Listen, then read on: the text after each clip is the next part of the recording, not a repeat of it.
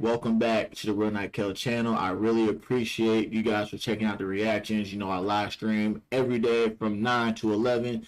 Warlon Wayans. Yes. In the world's eyes, you are a 1% man, right? Very respectful, respected, very successful. Nigga, put some socks on. Nobody want to see your feet just because you're one of the Wayans. Don't think niggas want to see your feet, nigga. And loved Shout out by the to world.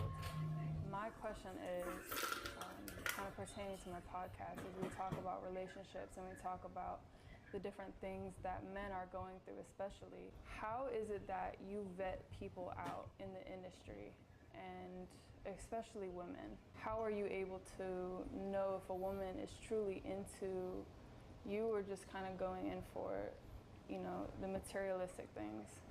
I don't actually go into it with any kind of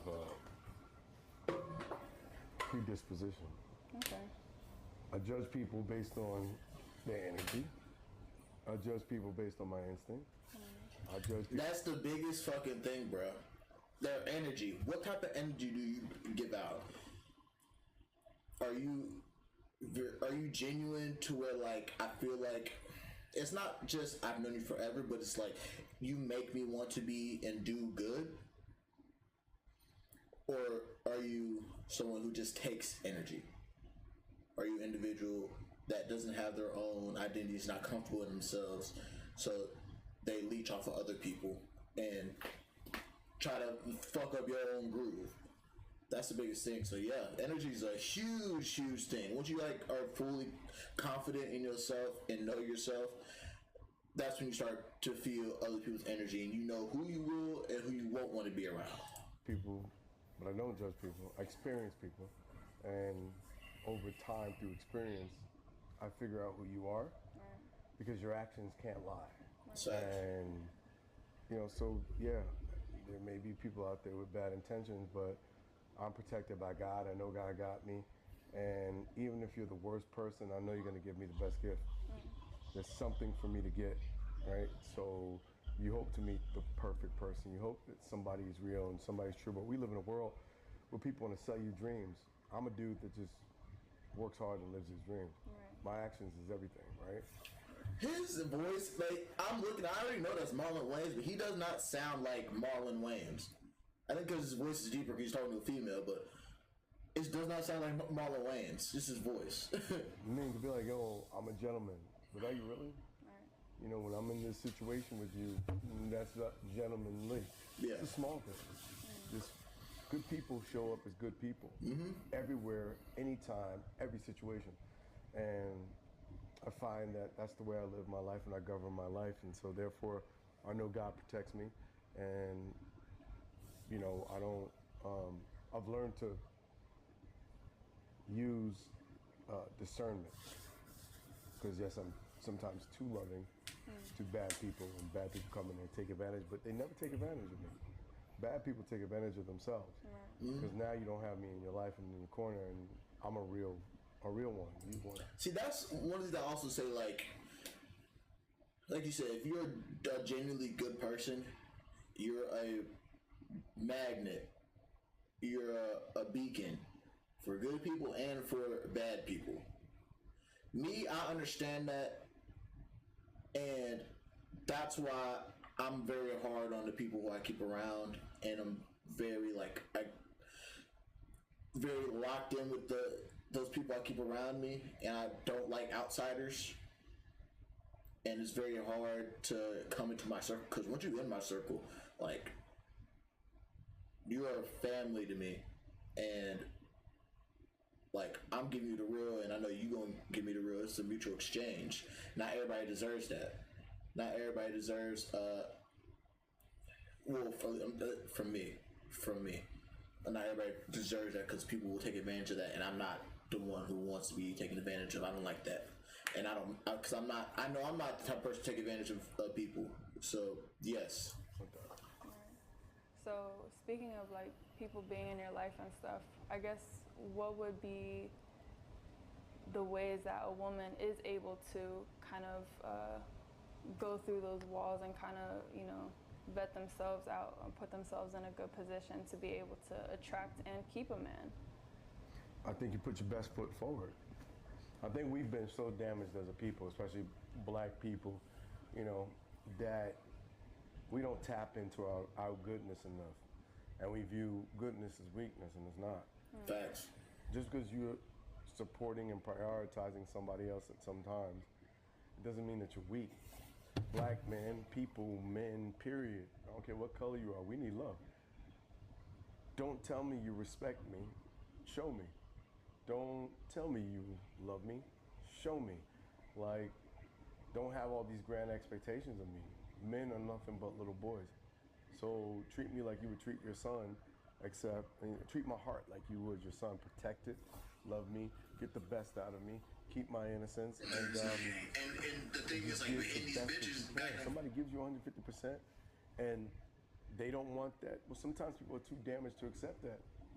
Maybe that's not for you, but don't cheat yourself by not giving as much as you can to the experience. What do you think as a man is something that you feel is hard to communicate in a relationship? Everything. Everything. Because we are taught to take people's shit. We're taught that our needs are not a priority, that the woman's needs are priority. And what happens is it creates a frustration in men, and men don't like to speak. And now when you do feel like speaking, when it comes out, it's not saying exactly what you wanted to say, because men don't like being petty. I'm not petty. I'm not a petty man. I don't talk to person. I am. I'm very, very petty, but not off rip. Like, some shit happened last night. So I was gonna, fuck it, I don't care. Last night, I was, texting one of the girls I'm dating, and, we've already had sex and shit like that, right?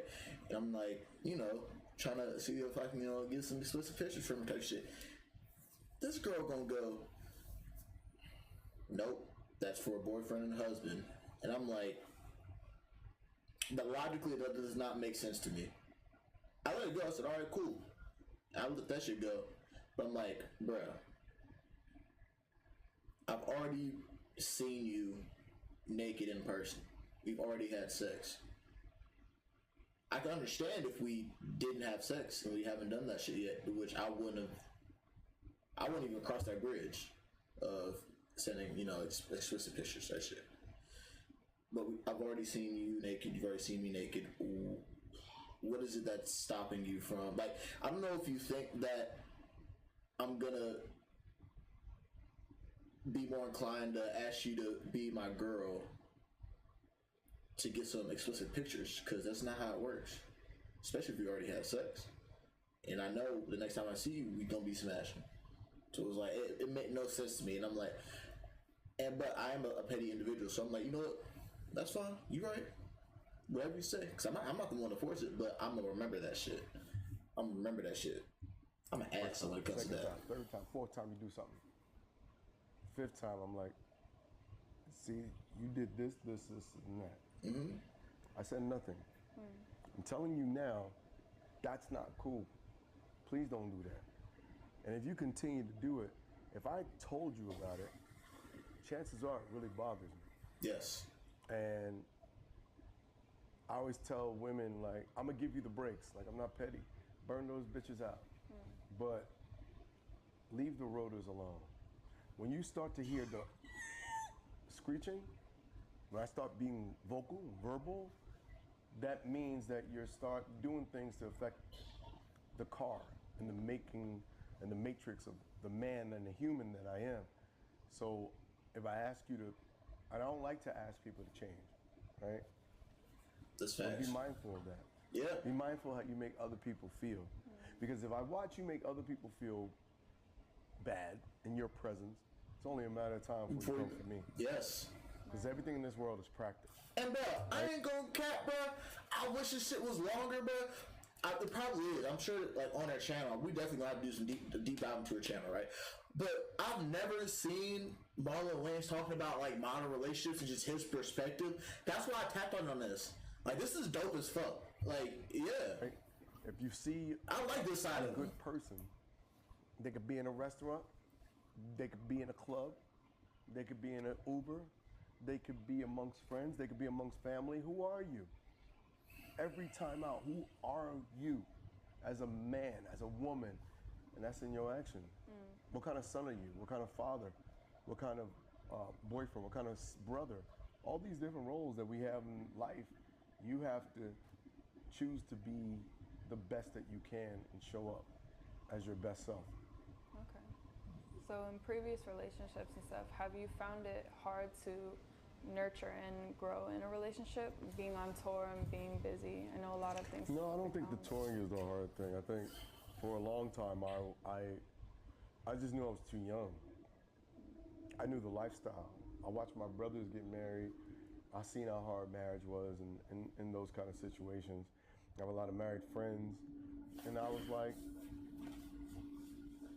I don't want to get married until I'm ready. And when you're ready, then you give it your best shot. When you know you're ill-equipped, like I've been doing therapy for the past, 10 years. I'm really getting to know and learn me. I've found God in a magical way. And I think you have to be ready. And when I tell people I haven't been married, a lot of older people are like, all you did was skip 2 divorces. Damn, I only married one time. And that's all. Okay. That'll be my forever. Hey, that exactly. Exactly. Get married once and for all. That's gonna be my forever. No divorce. I've told you that already. That's literally how I am, bro. Yes. And it's crazy because I think he's in his late 40s, early 50s, I think. And I think it's because I'm a fucking sponge, but he had to go through therapy to learn that. I learned that from just experiences and everything, and knowing what I do and know what I don't want. So that's crazy. Maybe I am smart. Maybe I'm not as retarded as I think. Do you think that it's hard for successful men, especially, to kind of have a woman vetted out? Because a lot of times people will say the same thing, men looking and objectifying women for their bodies is the same thing as women looking for men with a bunch of money and not really any substance. Well, I think people look for security. I think women sometimes are misinterpreted. They're looking for security. And it's not all the things that glitter and gold. You can find security in a bus driver. It may not be the lifestyle you want, but the true values and treasures of a person is not in what they do. Chances are, if that person's making a lot of money doing something, and that's a very busy schedule. A regular person could be an actually great person. So don't view or compare them to those guys that's doing those type of things, and that's the things you shouldn't look for. I wouldn't tell my child, hey, they got money. Sometimes people with money are bad people. Yeah. You have a good heart. Will he protect you? Or is he gonna beat your ass? Like when you act up, like who are you and who is he? And I'd much rather you just be with a good person. So just because you got money don't make you happy. I know a lot of people with money that aren't happy. I know a lot of broke people that are happy as hell. Yeah. Happy doesn't cost money. Happy's in your everyday actions, that you do things that contribute to the good vibes of the world. Indeed, bro, that's for real, bro. Cause like today, I ain't gonna count. I woke up, washed my face, brushed my teeth. I woke up at 7 p.m. Also, cause I went to sleep at like fucking 9 a.m. this morning. So, but I was 9, 10. But I woke up, fucking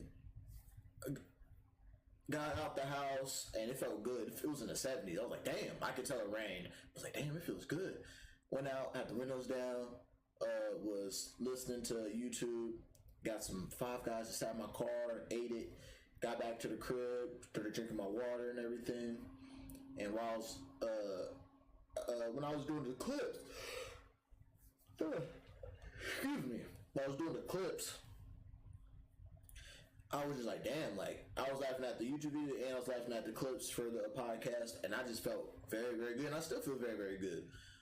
And so, like, and I'm fucking broke. So, yes, I totally get that. Now, if I had money, would that make me happier? Yeah. When I have money, will that make me, I'll be way more happy because I'll be able to do more shit. It brings me to a different new type of experience. And so, yeah, that's the goal, but me being broke, I'm still happy, so that's facts. Money doesn't contribute to happiness. Money does not contribute to happiness, but it's a damn good amplifier. Simple, simple. I'm a comedian. I'm an actor. I'm a writer. I'm a producer. I directed. A father. I'm a friend. I'm a lot of things, right? I'm just an artist. And comedian is just one little slice of what I do. So I love comedy. I've learned, right now comedy is in the forefront because the more time I spend on stage, the better I become as a writer, the better I become as a producer, the better I become as an actor, the better I become as a speaker, the better I become as a preacher, the better I become as in just my life. It's allowed me to grow right in front of the audience's eyes. Like, I'm not practicing at home. I do the show. Every experience is completely different. And that's what I enjoy, like, and it's sink or swim every night. Do you believe that sometimes you as a man being hard to express a lot of, the vulnerable parts, do you believe that you hide behind your humor sometimes? Actually, it's kind of like the opposite. It's like an outlet. I think that I'm my most vulnerable on stage. Okay. It's weird that I would trust, because that's me, trusting myself. In relationships, it's hard to trust other people. It's hard to be vulnerable because people want to break you down. They want to fuck you over. I'm gonna stop. I'm gonna let him say it because yes, I just agree with it. Get to know you, then manipulate you. Very rare you find people that really just want to love you. And so, even though stand-up I'm doing it in front of a bunch of strangers, I know it's me and God, and I could be as truthful as I possibly could be on that stage. And even though I'm not supposed to be because people are watching, I think that's my most pure. So I think it's easier for me on stage to express myself than in relationships because I always put the other person first. And I should put me first. Do you think so? In relationships? We go back for back. Fuck that. We You go gotta put your M. feelings and have the courage and the trust to express that. Okay.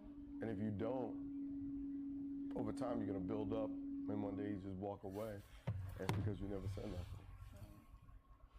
I heard that, tell me if it's true or not, I heard that men are first givers and then receivers, and women are primarily more givers and then receivers after, or receivers and then givers after. I think it's all about the person. Yeah. I don't think it's a man-woman thing. I think it's how were you raised. I think a lot of people have roles though. I'm an absolute giver all the time. I don't wait for somebody to give me something for me to give. I'm just a giver. I'm just a loving, giving. I gotta get my charger. I'm gonna wait till after the video. Only one, or I don't keep account. I give because it feels good to me. Yeah. To give. I give elation. When I tell you I hate that shit, I hate when I'm just doing shit just to do it, and like I don't keep count either. But I hate when other people keep count of. I hate when other people keep count of the shit they do, but also it's like when you haven't done shit for a while, or it's been a little bit, and they go, "Hey, you usually do this." While I'm talking, all right, women, you haven't done this in a while. Like, what's going on? Like, do you still love me?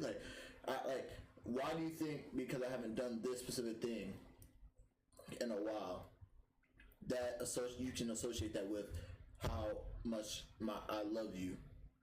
That doesn't translate. Like, for example, my ex, my one and only ex, I remember I took her to see Elton John for her birthday. And this happened in, was it her birthday? Yeah, I think it was her birthday. I took her. And that shit, it was fun. It was a very, very good time. But after we got back, it was like a couple weeks later, she goes, "You haven't bought flowers for me in a while. What's going on?" I'm like, and here's the thing, cause I'm not the one to blow. At that time, I wasn't the one to put it in her face that I just took her to see Elton John. I'm like, bitch, I just took you to see Elton John, and I bought your plane tickets. I bought your hotel. That wasn't. I think I spent maybe one or two bands, and you worry about some fucking flowers, bitch. I still gotta. And not only am I still in college, not only am I still doing hella shit, I'm still working at graders, I'm working and shit. Militaries, bruh, I'm like, you worry about, bitch, we just got back from a whole fucking trip that I paid for. And then also, not to mention the spending money we spent there, and you worry about some fucking flowers? Think I don't love you that I bought fucking flowers? I was like, you know what? That's why now I tell the females who I'm talking to and I'm dating with, I'm like, look, don't tell me you want me to buy shit because I'm not going to do it. Let me buy shit because I want to, not because you tell me to. Because then, if you tell me to buy something, or you try to drop hints, like, oh, those flowers look nice, shit like that, and then I buy it, it's just going to be a snowball effect. You're just gonna expect me to do it when you want me to. No, that's not how it works. Let it be genuine, and then I'll get mad, and I'll go to resent you. And I don't like you because I'm like, I'll be mad at my fucking self. I'll be mad at myself, be mad at you, and then the relationship's not gonna be genuine anymore. It's just gonna be, you haven't done this for me in a while. What have you done for me lately? That's not how it works. It ain't how it's gonna work. I'm giving. It makes my skin tingle. It makes my heart flutter. It makes my vibe and my aura happy. I like to give. Me too. And I've noticed that narcissistic people don't like when you give because they want to strip you of that. I need to cut my nails too. I look at people like that and I go, okay, thank you. I'm going to use that as you teaching me discernment. Yes. So I don't need to feel that elation by giving because it's not good to give to everyone. Mm-hmm. Not everybody deserves. Everybody deserves to eat. Not everybody deserves to eat at your table. Yeah. And that's life. That's very, very well said. Hell yeah. One more question. For my page, what exactly made my page stand out? I thought that you, so young, but such an old soul. I love the way that you, it felt old school to me. Like there's still women that honor and respect that there are good men out there, and that sometimes a good man just needs some good support and some good love, and that society is trying to bend everything this way, and it's killing marriages, it's killing families, it's killing because people, you want to codepend on each other, but yet be independent, right? And that's how it works. I think we're losing that, right? And I'm proud and happy to see women CEOs of companies. I'm proud and happy to see women being doctors and surgeons and the WNBA, the Rock. I'm proud of that. I am. Shout out to my all women. those things don't make for a good family. Yeah. So don't forget the small things, like, as much as you can, that nucleus of the mother and the father or the partnership, that's very important.